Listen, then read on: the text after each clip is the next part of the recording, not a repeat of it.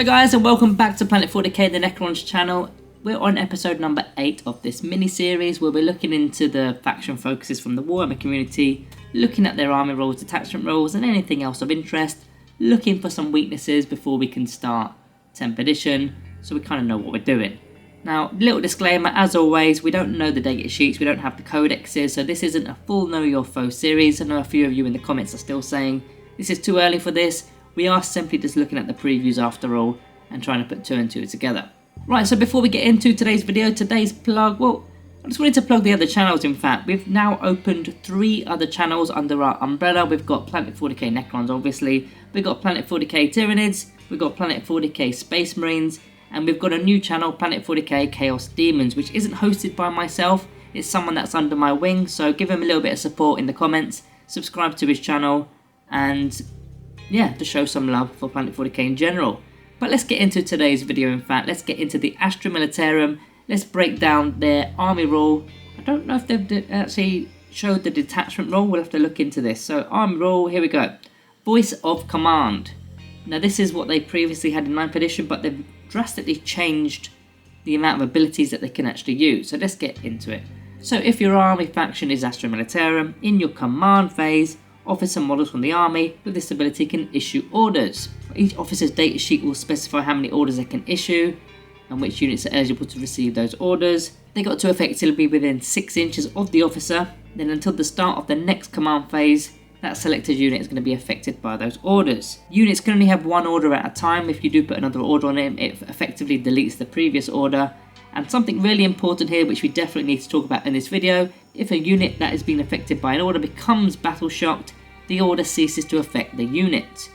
So I'm not sure, I mean the way I read that is you can put the order on the unit and the only way to remove it is by battle shocking them. But what if they were already battle shocked? Would that still count or not? I don't know. The way I read it is no, but it wouldn't make sense because battle shock can last to your next command phase, right? Maybe it's the same thing, I'm not entirely sure. But let's get onto some of these abilities, some of the, I suppose, strengths, and then we're going to talk about hopefully some weaknesses.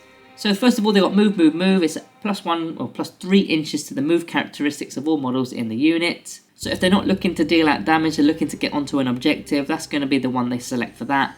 Fixed bayonets to improve the weapon skill characteristic of melee weapons by 1. Not going to be that useful. Possibly used for the, what do you call those things, the Rough Riders. Maybe they're going to use them, but they're mainly a shooty faction. They're not going to really go for that one, I don't believe. Take aim to improve the ballistic skill by 1. Now that's not improving the dice roll, that's not modifying the dice, that's the ballistic skill. So if 10th edition works in a similar way to 9th edition, there still could be a +1 to the hit roll on top of the ballistic skill being improved as well. So watch out for that one.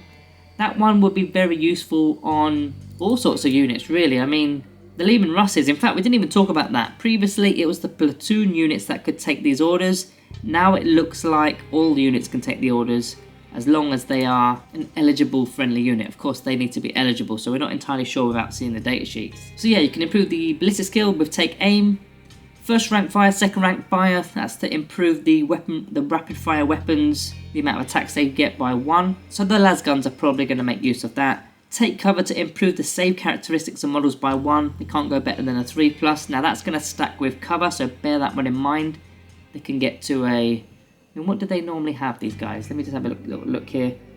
The shock troops are, they've got a 5+ armor save, so that will go to a 4+ armor save, and if they're in cover, that's going to be a 3+ armor save. Yeah, that's pretty good in fact. And the last one is duty and honor to improve the leadership and objective control characteristics of the models by 1. I think that one's a little bit of a hidden gem for them, because if they are contesting an objective, they simply turn this one on in their command phase, don't forget. And in the command phase, that's where they're going to be scoring the points. So they can literally steal an objective by just issuing out these orders. They currently have, again, I'll go back to the shock troops as an example. They've got objective control 2.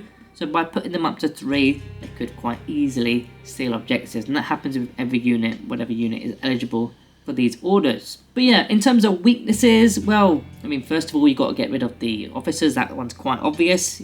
Maybe death marks could be something useful for that with the precision abilities.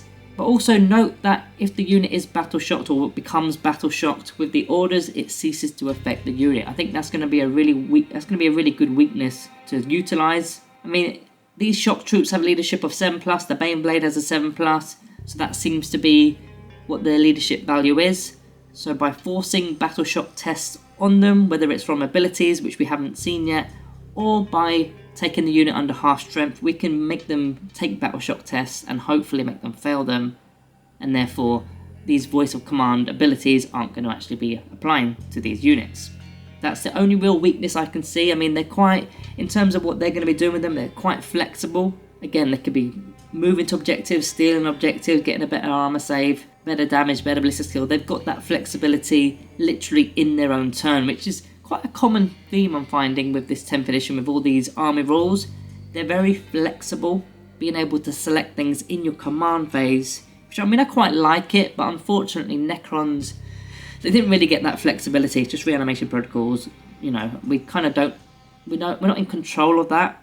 Our opponent is more in control of that. They can select the units that they target for their attacks, so we don't really have that flexibility for Necrons, unfortunately. But yeah, that's the options for the voice of command. There's not anywhere near as many options as they had in 9th edition. They've simplified this list, but I think it's still pretty good for them. Noticeably, it works in the command phase, so therefore anything deep striking in at present, at this moment in time, we don't know if they can be effective. They probably can't be, but there may be ways of being able to issue these orders in different phases out of sync. We don't know yet. But as for the detachment ability, I don't believe they've showcased it. I'm just scrolling down. I'm looking at the stratagem. They've got the combined regiment, and there is a little text. In fact, let me read this text to you. With the combined regiment detachment, we wanted to evoke an ASTRA MILITARUM force drawn upon all of its human courage to stand firm against the foe. Picture guardsmen and tanks hunkering down to blast the oncoming enemy. And you have the Born Soldiers detachment rule. So they've not showcased it, but they've explained what it is right here, which is weird. So which confers lethal hits on range attacks made by the units that remain stationary. So very similar to our Gauss weapons, we've got the lethal hits ability. Any roll of a 6 will auto wound. They've got that if they remain stationary. Now for some reason in the article they've not actually showed the Born Soldiers detachment role in an image, for whatever reason. But yeah, that's what they've got if they remain stationary. And that's going to be army-wide for the combined regiment detachment. So the weakness to that, well, they're going to remain stationary. That's kind of clear as well. There's not going to be much movement. I mean, this is ASTRA MILITARUM anyway. They don't do much movement.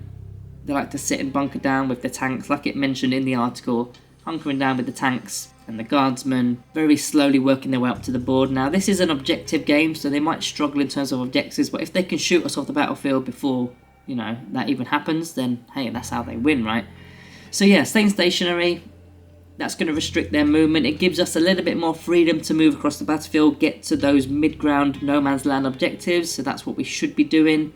We also need to be taking melee units, I believe, because this is a shooty faction. They don't want to get into combat. They're going to have screens, they're going to have guards or guardsmen, but our heavy stuff needs to target their Baneblades and all the big stuff, and we need to get into a fight, a fist fight, a sword fight, a war scythe fight. That's better, isn't it? We are Necrons. We need to get into a melee fight with this kind of faction. I don't think we can go toe-to-toe at range, even if we have got our damage 4 Doomsday Arc. Looking at this, I'm looking at the Volcano Cannon now. 96-inch range, D3 plus 1 attacks, ballistic skill 4, strength 24. Strength is 24, AP minus 5, and the damage, yeah, just a measly 12. 12 damage on that Volcano Cannon. Now, even if that was to fire against our Monolith, I'm just reminding myself what the Monolith's toughness is. It's toughness 14. So it would be wounding on a 3+ at the very least, but yeah. Once that damage goes through, we've only got 20 wounds, and this is going to just take 12 off it straight away. So, yeah, we need to be targeting those big bad things with our, with our monoliths, with our Locust Heavy Destroyers, with our heavy items, Doomsday Arcs. But we do mainly need to get into melee and take advantage of the movement that we have, and they are going to be restricted too. So guys, that is the end of today's video. Remember to subscribe to the other Planet 40k channels. There'll be a link in the description down below for all of the channels, in fact. So subscribe to all those if you could possibly do that. That would be very good and very much appreciated. But other than that, guys, all that is left to say, thank you all for watching. See you in the next one.